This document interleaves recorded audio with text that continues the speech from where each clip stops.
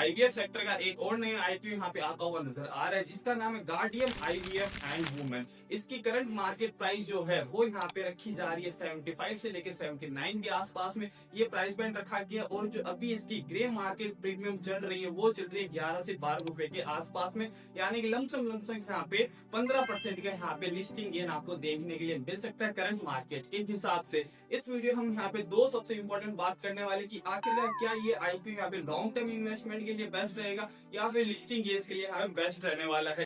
आज इस वीडियो हम यहाँ पे फुल ब्रेक डाउन करने वाले हैं, वैल्यूएशन, फाइनेंशियल रिस्क, स्ट्रेंथ, इसमें आपको अप्लाई करना चाहिए कि नहीं करना चाहिए।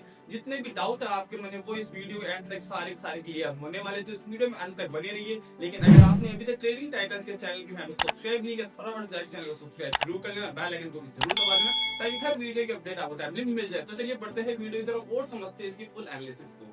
सबसे पहले हम यहाँ पे बात कर लेते हैं आईपीओ की यहाँ पे बेसिक डिटेल्स को लेकर कि यहाँ पे आईपीओ कब स्टार्ट होने वाले, कब इसकी एंड डेट है, क्या इसका इशू साइज रखा गया। तो सबसे पहले बात करते हैं इसकी स्टार्ट डेट की। जो इसकी स्टार्ट डेट रखी गई है वो रखी गई 20 फेब, मतलब 20 फरवरी से आप इसमें अप्लाई करना चालू कर सकते हो। और लास्ट डेट जो यहाँ पे अप्लाई करने की वो यहाँ पे है 24 फरवरी, यानी 24 फरवरी तक आप इसमें अप्लाई कर सकते हो। शाम के 5 बजे से पहले तक आपको इसमें अप्लाई करना पड़ेगा। उसी तरह अगर यहाँ पे इश्यू प्राइस की बात करें, यानी जो प्राइस बैंड रखा गया वो रखा गया 75 से लेकर 79 के आसपास में। अगर आप इसमें अप्लाई करते हो और अगर आपको यहाँ अलॉटमेंट के चांसेस बढ़ाने हैं तो आपको यहाँ पे कट ऑफ प्राइस पर अप्लाई करना पड़ेगा, यानी 79 पर यहाँ पे अप्लाई करना पड़ेगा। इसके अंदर जो यहाँ पे एक लॉट है, इसके अंदर आपको टोटल मिलने वाले 189 शेयर। उसी तरह सबसे इंपॉर्टेंट बात कर लेते हैं यहाँ पे इशू साइज को लेकर कि यहाँ पे जो आईपीओ इशू साइज रखा गया वो छोटा आईपीओ इशू साइज रखा गया, यानी कि लगभग 165 करोड़ का यहाँ पे इशू साइज रखा गया इस आईपीओ के लिए।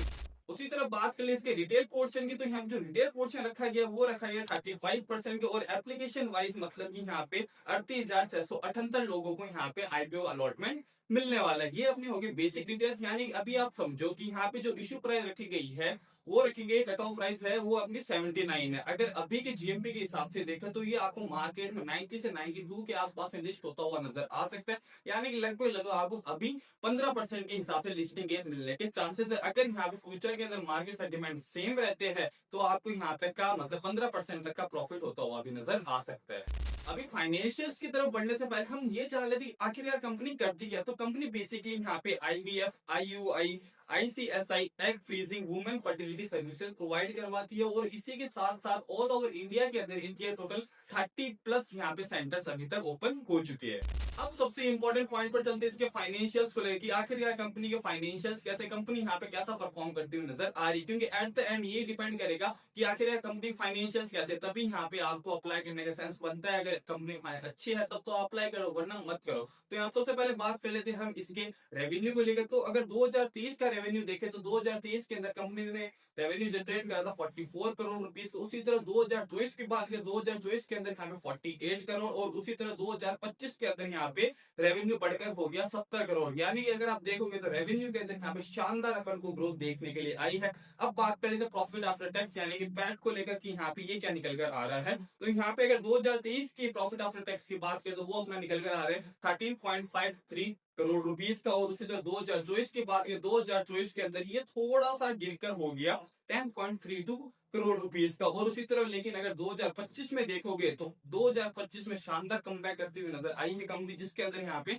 19.13 करोड़ रुपीस का यहाँ पे प्रॉफिट जनरेट करती हुई नजर आ रही है कंपनी। यानी ओवरऑल अगर आप देखोगे तो रेवेन्यू के अंदर मैसिव ग्रोथ अपन को देखने के लिए आई है। लेकिन यहाँ पे जो प्रॉफिट आफ्टर टैक्स है उसमें भी कंपेयर किया है कंपनी ने 2025 के साल के अंदर। लेकिन यहाँ पे जो 2024 में था वो यहाँ पे 3 से 4 करोड़ का अपन को थोड़ा सा फॉल देखने के लिए आया था, यानी लगभग थोड़ा सा फ्लक्चुएट करता हुआ नजर आया था प्रॉफिट आफ्टर टैक्स के अंदर।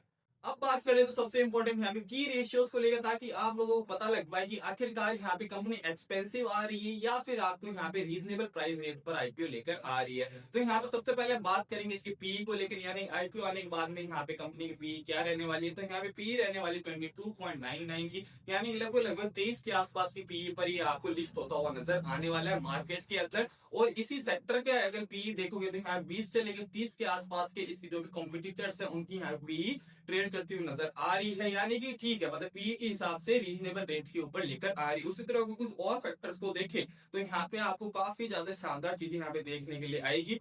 सबसे पहले बात करेंगे यहाँ पे आरओई को लेकर, यानी कि इसका आरओई क्या निकल कर आ रहा है। अगर आप आरओई पर नजर डालोगे तो यहाँ पे आरओई निकल कर आ रही है 41.31% की, यानी काफी स्ट्रॉन्ग आरओई यहाँ पे कंपनी जनरेट करती हुई नजर आ रही है।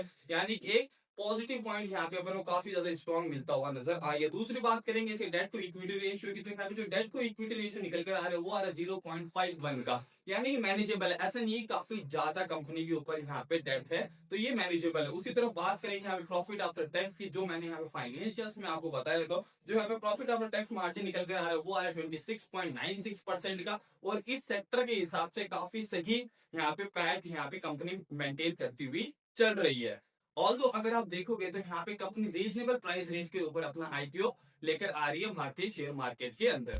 अब सबसे इंपॉर्टेंट बात कर लेते हैं लास्ट में कि आखिरकार आईपीओ से जो कंपनी को पैसा मिलेगा वो पैसा कंपनी किस काम में यहाँ पे यूज में लेने वाली है, ये सबसे इंपॉर्टेंट बात होती है। काफी लोग इसको यहाँ पे इग्नोर कर देते हैं, लेकिन ये सबसे ज्यादा इंपॉर्टेंट हो जाता है कि आखिर कंपनी के पास जो पैसा आ रहा है आईपीओ के थ्रू वो यहाँ पे कहाँ पे इन्वेस्ट करने वाली है। तो यहाँ पे जो कंपनी है वो यहाँ 50 करोड़ जो है वो यहाँ पे न्यू आईपीएफ सेंटर्स ओपन करने के लिए यहाँ पे यूज में लेने वाली है। उसी तरह जो 20 करोड़ है वो यहाँ पे लोन रिपेमेंट में यूज करेंगे, और जो बचे यहाँ पे रुपए है वो यहाँ पे यूज करेंगे जनरल कॉर्पोरेट पर्पस के अंदर। ठीक है, यानी कि ओवरऑल अगर आप देखोगे जो यहाँ पे आईपीओ से कंपनी को पैसा मिलने वाला है इसके अंदर एक्सपेंशन प्लस यहाँ पे डेट रिड्यूस करने की कंपनी सोच रही है। यानी कि इस पैसे से यहाँ पे कंपनी एक तो अपने सेंटर्स ओपन करेगी और यहाँ पे एक अपने जो भी डेट यहाँ पे कंपनी के ऊपर है उसको यहाँ पे कम करती हुई नजर आने वाली है। मतलब फ्यूचर के हिसाब से अगर आप देखोगे तो कंपनी के ऊपर डेट भी कम होता हुआ नजर आने वाला है और कंपनी के यहाँ पे सेंटर्स भी ओपन होते हुए नजर आने वाले हैं। यानी ओवरऑल अगर आप देखोगे तो यहाँ पे लॉन्ग टर्म के अंदर कंपनी आपको ग्रो होती हुई नजर आ सकती है।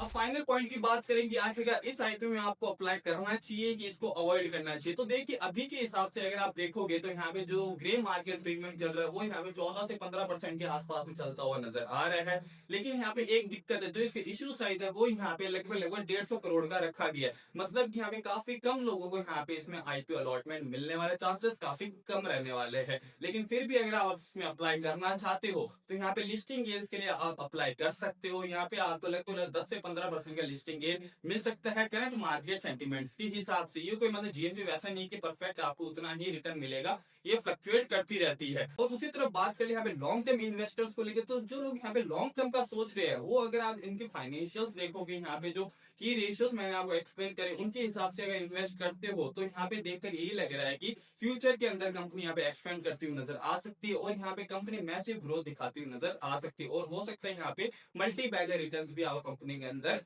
देखने के लिए मिले। लेकिन किसी भी आईपीओ में अप्लाई करने से पहले आप अपनी रिसर्च पहले जरूर करें। ये वीडियो सिर्फ यहाँ पे एजुकेशनल पर्पस के लिए बनाए जा रहे हैं। यहाँ पे कोई भी इन्वेस्टमेंट रिलेटेड या फिर आपको मैं नहीं बोल रहा हूँ कि आप यहाँ पे इन्वेस्ट करो, मेरे कहने पे आप अपनी रिसर्च पहले जरूर कर ले। उम्मीद करता हूँ आज की वीडियो आपको अच्छा लगा। अगर अच्छा लगा तो यहाँ पे कमेंट सेक्शन में कमेंट करके जरूर बता दें।